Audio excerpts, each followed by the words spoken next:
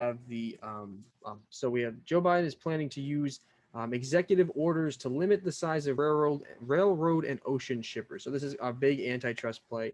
And the administration is sweeping executive order expected this week will ask the Federal Maritime Commission and the Surface Transportation Board to combat what it calls a pattern of consolidation and aggressive pricing that's made it onerously expensive for American companies to transport goods to the market.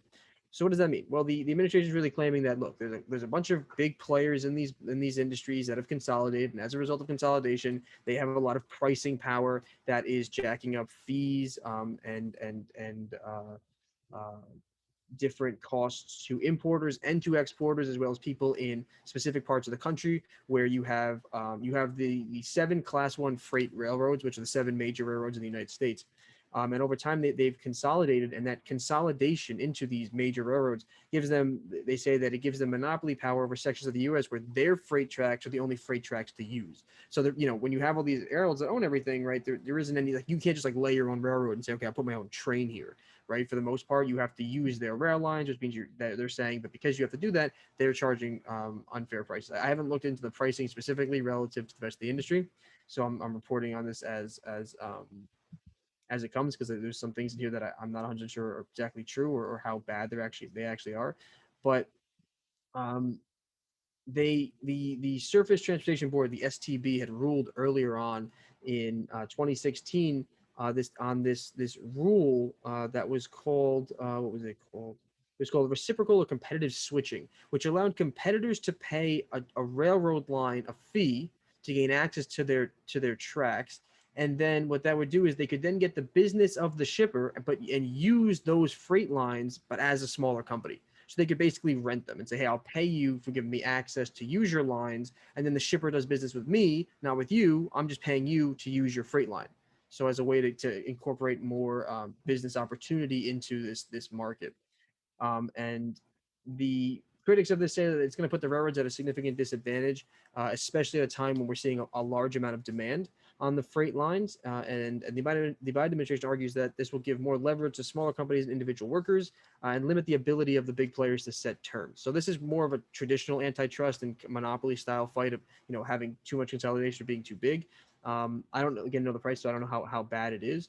But in addition to this, right, in addition to just shipping, they're moving into having executive orders that are going to curtail non-compete agreements.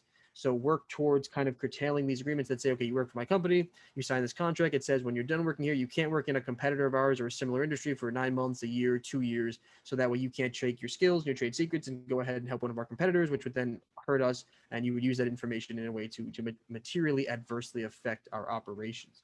And they also want to crack down on unnecessary occupational licensing requirements.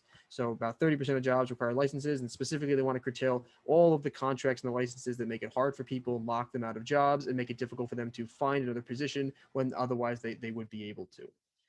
And in addition to that, so there's a whole bunch of executive orders planned at once. So if this all goes down, Joe Biden's going to be signing orders and passing rules and laws that allow government agencies and Department of Justice to work together on investigations for monopolies, investigations for fees and cost importers and exporters to these non-compete agreements, as well as even affecting agricultural businesses and meat businesses. And this includes stopping meat raised or slaughtered abroad from using the produced in the USA. So a company would then like say, okay, we own it here, but we have it done somewhere else, and we import it, and then we can say product of the USA on it. So they're going to say you can't do that anymore.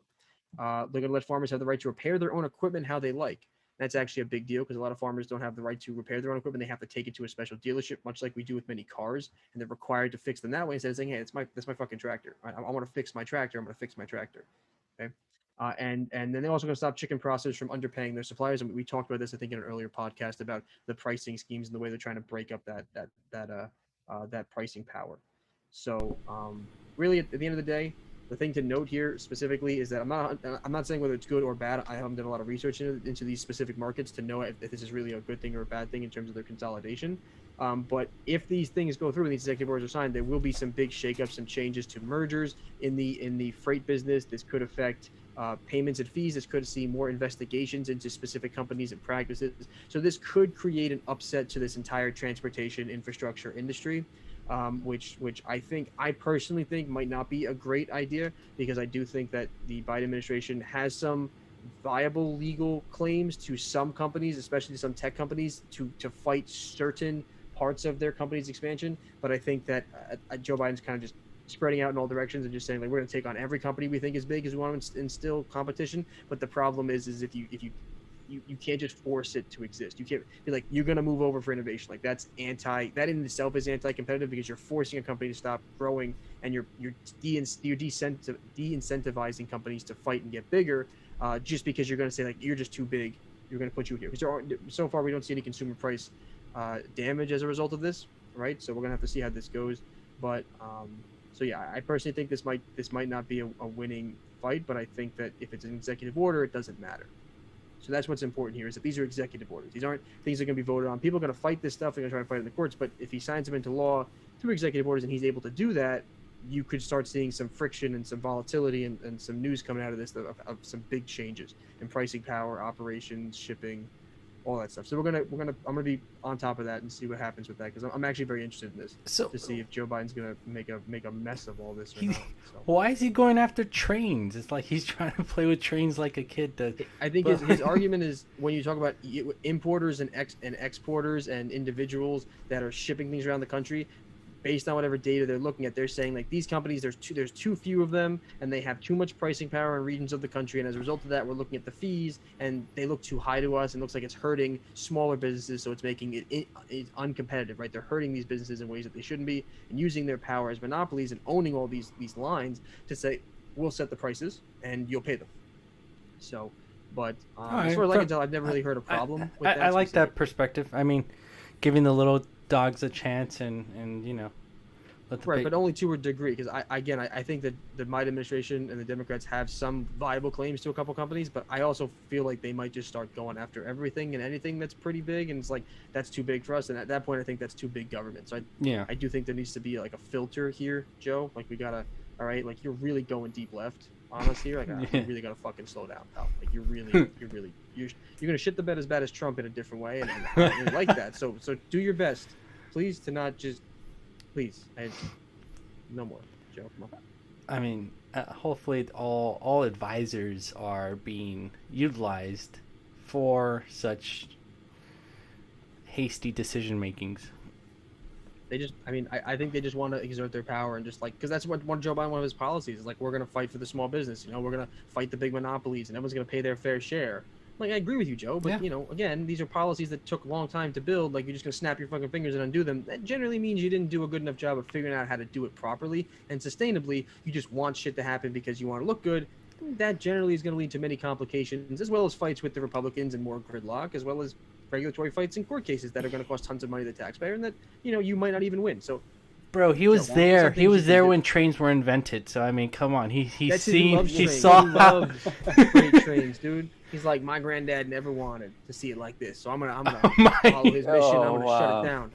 So I don't know. My granddad Moses never wanted it. I bet a bunch of people are gonna go on strike if this falls through. Maybe it depends, because if this happens, there's some arguments that says it'll hurt the ability of the freightliners to be able to control and have pricing power, which can then hurt their bottom lines. You know, whatever. This is infrastructure for transportation. It's all profit being affected right now. Exactly. But the other thing that's important is that all these lines he's talking about, these aren't just like retail businesses or tech companies that give extra. These are companies that are like integral for our infrastructure and getting products into the country, into the middle of the country, across the country. So, you know, you can't mess with them too much. There's a little bit of like, I think maybe when it comes to companies that are so, you know, intertwined in our infrastructure, we generally might like there to be a couple of bigger players, because, you know, we want people to have big operations they can control to make sure things run smoothly. So, you know, I as I read the story and as I was researching this today, I felt kind of like, all right, Joe, like, I see what you're doing, but I don't really agree with you, and you really got to be careful here, okay? Because, like, you know, with everyone, presidents are supposed to sign executive orders, but lately over the last, you know, couple presidencies, everyone's just signing fucking executive orders since fucking Bush, right? Bush and Obama and Trump and now Biden. They're doing sign. All right, they're just signing shit and how many can we do? Well, they're signing shit into law that arguably it needs bipartisan support, that we need to have conversations about. And I agree with executive orders. It's the president's job to sign executive orders. By law, he's legally supposed to do these things. However, it's what are in these executive orders and how far that we're kind of setting precedents of how much there can be of this overreach, where you don't really have to care about seeing the other side of the aisle or agreeing. It's like, we're in power, so we do these things. I mean, that doesn't make you good. If you, I don't know who you're trying to compare yourself to, but that is just power for power's sake. Like, you want to leave a legacy, well, try to leave something besides ashes for us to live in, and maybe we can remember it, huh? Just a thought. Diamonds from ashes. All right.